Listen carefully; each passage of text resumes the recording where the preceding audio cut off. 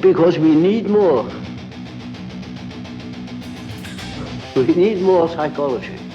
We need more understanding of human nature, because the only real danger that exists is man himself. He is the great danger, and we are pitifully unaware of it. We know nothing of man, far too little. His psyche should be studied, because we are the origin of all coming evil.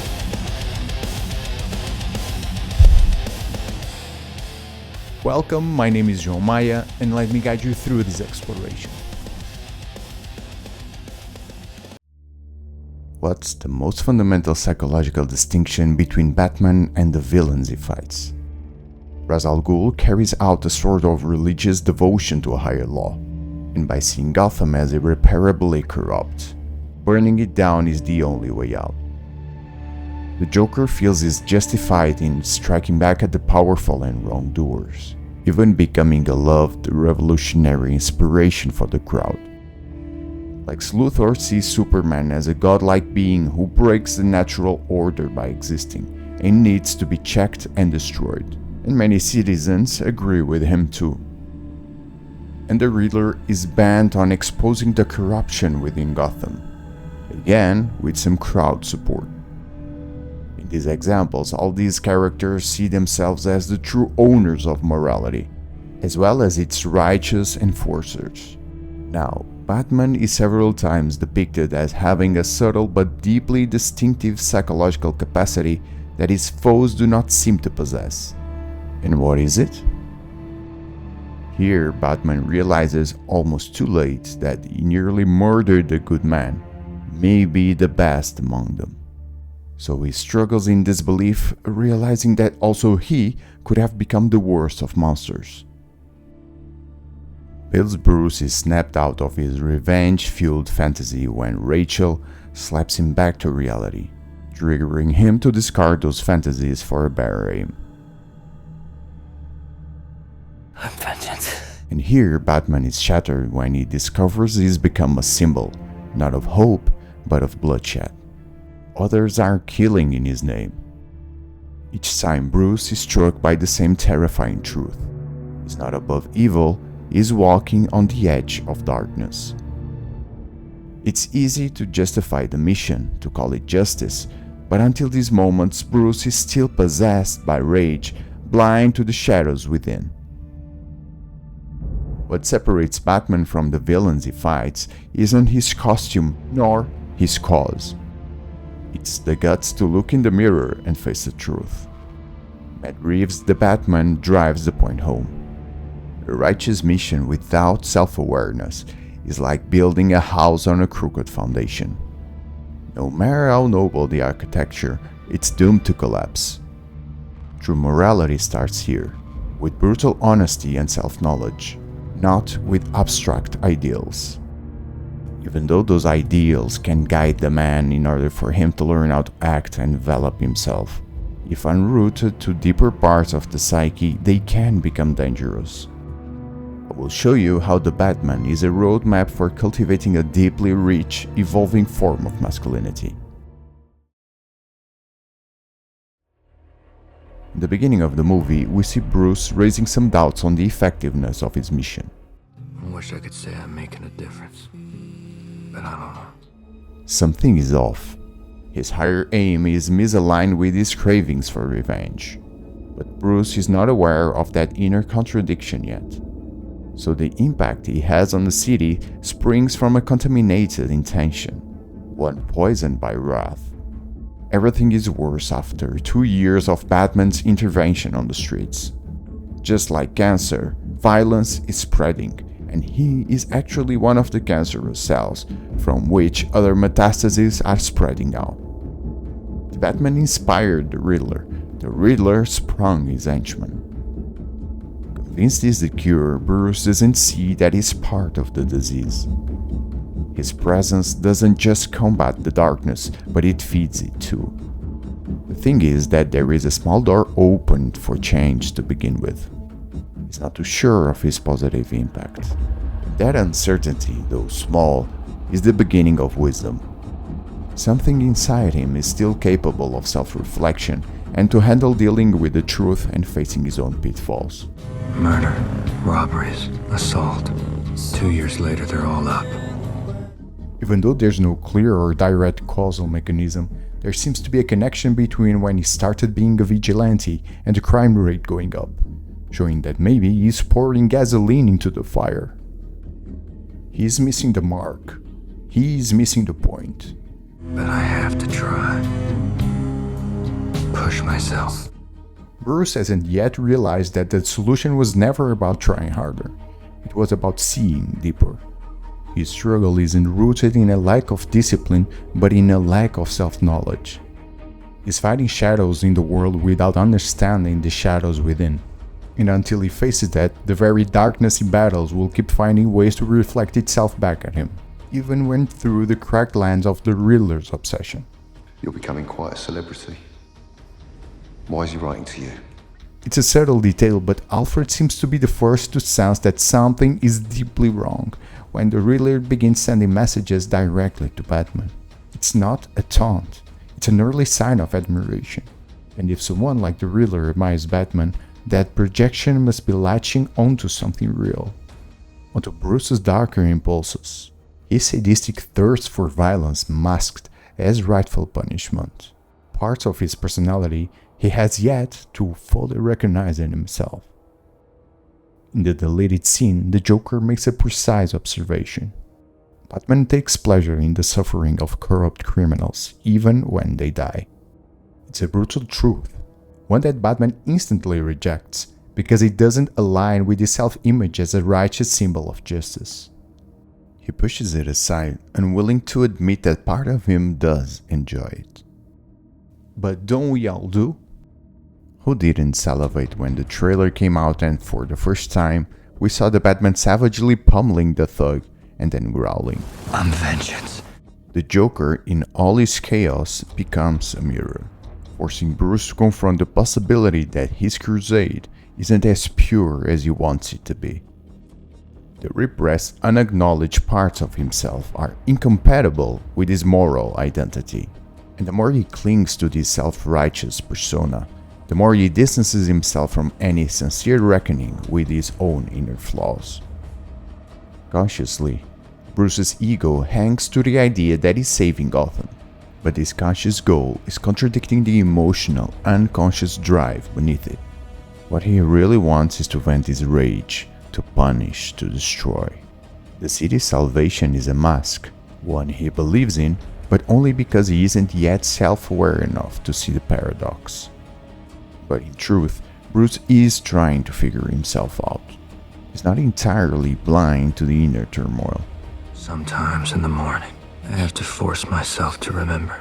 He documents it, he writes his diary, he monitors his every move in the Gotham project with clinical precision. But why is he so meticulous in writing, in recording everything that happens during his nights? What is he actually trying to do, to find? On the surface, it looks like data collection, part of his mission to clean up Gotham. But beneath that, there's something more personal. He's trying to catch a glimpse of himself, trying to piece together a reflection that keeps slipping through his fingers. He wants to believe he's a force for good, but some part of him suspects that's not the full story. The diary isn't just about Gotham. It's an attempt to trace the outlines of his own identity. A private investigation not just into crime, but into the chaos within. As a detective, he is methodical, sharp, and relentless. But when it comes to turning that same forensic eye inward, something falters. His self-analysis remains confined to the surface. Behavior, routine, external goals. While the deeper motivations remain unexplored. There's a disconnect between the part of him that wants to fix the city and the part of him that might be using the city as a battleground to express his rage. Take for instance the scene where Batman enters the Iceberg Lounge through the front door, a move that sparked some backlash from some fans who claimed it violated the stealthy, tactical nature of Batman's usual MO. But that's precisely the point. He's not trying to be subtle or efficient, He wants confrontation. That entrance isn't strategic, it's emotional. It's about discharging rage. Bruce's conscious wish to fix Gotham is being hijacked by his unconscious need to unleash aggression. The noble crusade becomes a cover, an excuse to indulge in violence and vengeance. We see this tension reflected almost too clearly in the subway scene. The gang is the other side of the same coin. They beat people up for fun. Batman beats up criminals for release, and we all know that releasing is a form of pleasure too. The only difference in that moment is that the victim doesn't end up being beaten by the gang because Batman intervenes. But even the man he saves is afraid he might be next. He realizes that Batman's primary drive isn't to save, it's to strike. And even though in this isolated case he saves someone, in the bigger picture Batman is also fueling Gotham's rot and violence multiplication. Maybe it's far-fetched, or maybe it's intentional, but even the gang members wear black eye makeup, just like Batman does. A visual echo, a subtle cue. They're younger, more chaotic, and seemingly devoid of cause, but at their core, they're mirroring something in him. It's common for gang members to come from violent or fatherless homes, and these guys are likely no exception. While Bruce was guided by Alfred, they were likely shaped by a gang leader who became a twisted father figure, initiating them through the thrill of preying on the weak and molding their rage into a ritual of cathartic cruelty. Batman and the gang share more than a likely orphanhood.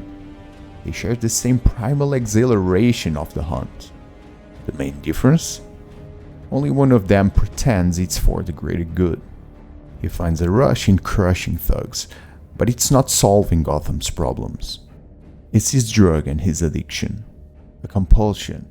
A self-perpetuating loop that brings momentary relief while quietly accelerating the city's collapse. He is battling pawns while the king remains safe. Bruce's destructive ethos is not just pointed outward, but also inward. He carries a suicidal wish, a gravitational pull toward ruin. This is what makes Batman so compelling and so tragic. He's not a clean symbol of hope.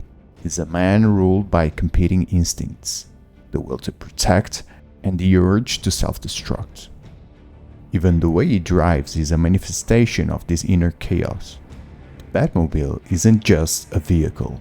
It's an extension of his psychological armor that allows him to amplify his unrestrained aggression. In the Batmobile, Bruce enters a heightened state of rage, where the line between control and madness thins. This guy's crazy! It's no longer just pursuit. It's psychological discharge, a violent release of emotional pressure. In that moment, the car becomes both a weapon and a confessional. A way to punish the enemy and, perhaps unconsciously, to punish himself. His reckless driving is tied to an underlying yearning for annihilation.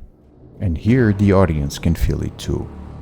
We all know how anger behind the wheel brings out the dangerous side of us, by seeing other drivers not as people but as obstacles, tilting our perception towards aggression. It's not just that Bruce is willing to die for Gotham, it's that part of him wants to.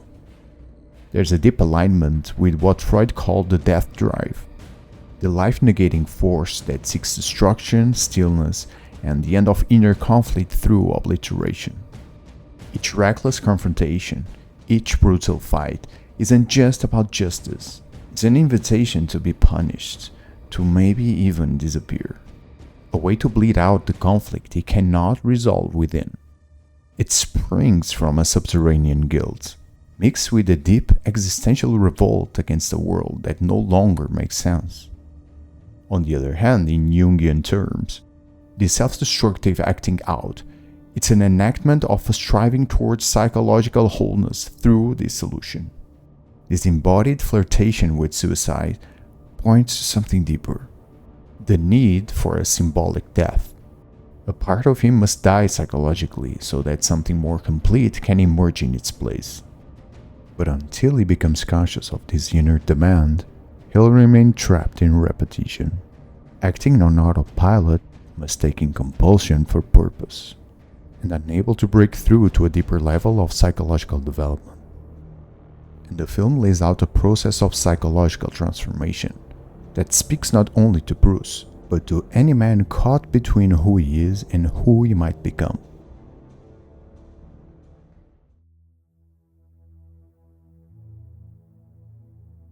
In our early years, it's common for men to start off weak, psychologically unformed, uncertain of our place in the world, often mistaking being harmless for being good.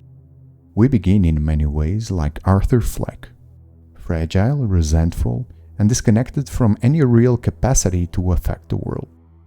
We may act like cowards, we may feel rejected by women, and often rightly so.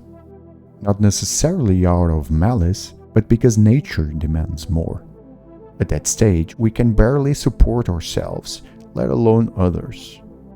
At that stage, we're not a pillar. Not yet, we're still raw material. Bruce begins there too, as a fearful child, overwhelmed by loss and powerless in the face of it. But he refuses to stay in that place. His trauma becomes a catalyst for growth. He walks the warrior's path, forging his body and mind through the fire of relentless discipline, embracing suffering as the necessary price of evolution. Over time, he transforms into a noble predator, the kind of man who can walk into chaos without flinching. And at the start of the movie, he's already that man. Now the real question is, what is all that strength actually serving? Though fierce, he still carries the demeanor of an adolescent brat. What about you? Your way? Pedantic, self-righteous, and emotionally stunted. Bruce hasn't yet achieved true courage, precisely because of that. His strength is still self-centered. His crusade serves his own internal storm more than the city he claims to protect. His battles are less about justice and more about his own self-relief. True courage demands more than boldness. It requires temperance, discernment, and the willingness to bear responsibility for others. It's never reckless. In his early form, Batman fights to inflict suffering, not to save. He puts himself in danger not to protect, but to feel something, to escape his own emptiness. Bruce is detached, not just from Gotham, but from Alfred, from his past, and most of all, from himself. He shuttered off his connections. He's become a symbol without soul. And until that disconnection is healed, he's like a weapon with no direction. He embraced the archetype of the rational warrior, the impulse to order, action, and imposition of structure. In many ways, it was Alfred who helped him get there. He wasn't a nurturer in the traditional sense, but a man of structure. He taught Bruce how to fight and survive. Alfred showed his love through action, not sentimentality. He's more of a partner than a parent, an ally who aids Batman's growth, even as he secretly struggles with Bruce's emotional detachments. He believes in Bruce's mission, but calls out the misguided, self-centered motifs behind Batman's crusade. He senses the blind spots and challenges Bruce in subtle ways, and that's what makes Alfred so crucial. Unlike Penny Fleck in Joker, who clings to her son in delusion and emotional dependence, Alfred doesn't try to possess Bruce. He doesn't keep him small. Instead, he propels him toward growth and responsibility. Unlike Penny, he doesn't smother with affection. He strengthens. Alfred assumes the central role in Bruce's development as a man of action. He gave Bruce the spine and the guts. But structure alone can only take him so far. Strength is only one side of the equation. The Batman is the masculine logos embodied, but logos disconnected from feeling is sterile. He is effective but still hollow and dead inside. The Riddler is the same cold logic, pushed to its most pathological extreme. Pure intellect severed entirely from humanity. He is spineless, masking his weakness as righteousness. A forensic accountant turned executioner, killing from afar and from behind. He acts cowardly like a resentful wimp. The violence he enacts is the bitterness of someone who never became strong. Bruce at least isn't a coward.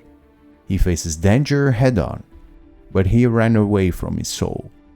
His mistaken emotional suppression for mastery, pushing his feelings aside and calling it strength. But shutting down isn't integration, it's avoidance. Until he reconnects with the parts of himself he's buried, his strength remains unrooted. The next step is reclaiming his capacity for connection, with others and with himself. Enter Selina Kyle.